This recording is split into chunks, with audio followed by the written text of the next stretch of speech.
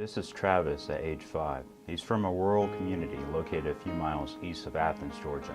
Travis plays with his friends at his neighborhood playground. The sandbox is his favorite place in the world. This is Travis a year later. Travis's eye was removed after a parasite had infected it.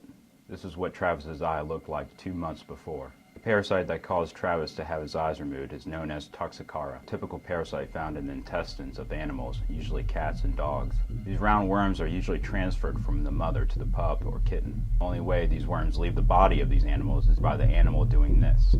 Kids have a habit of putting their hands in their mouths, no matter what they have been digging through.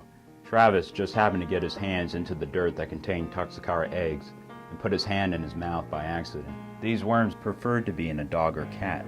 They don't want to be in a human. After a while in the body, a baby Toxocariasis grows into an adult and looks like this. It gets worse. It does not like to stay in one place. It wants to move throughout the body to find a better spot, such as the liver, lungs, or the brain. Toxocariasis damages organs, causing them inflammation as the body tries to kill the foreign invader and repair itself. For poor little Travis, the parasite moved to his eye. The inflammation that occurred in his eye damaged it upon repair. So who's to blame for Travis losing his eye? Let's look at the facts. Most cats and dogs are not dewormed as recommended by the American Veterinary Medical Association. Playgrounds and sandboxes are common sources of Toxocariasis contamination due to frequent exposure to dogs and cats.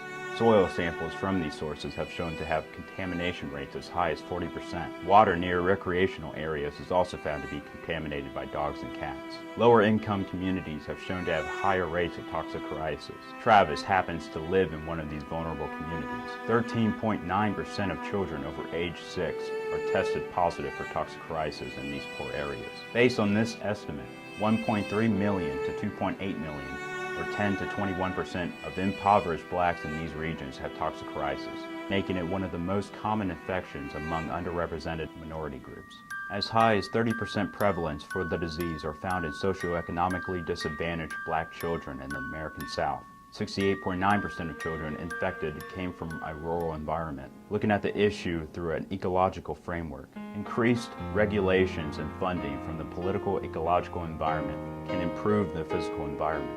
Local governments in these regions could increase their manpower and animal control to reduce the amount of stray animals that roam throughout the community. Stricter policy on water sanitation for neighborhood parks and recreational areas and lower the amount of Toxocariasis eggs in the environment. Improved animal care resources can help fund veterinarian treatment for deworming pets and strays, reducing the amount of dogs and cats infected with Toxocariasis. Higher risk communities can put in place higher regulations for pet owners to clean up their pet waste at recreational areas that include playgrounds.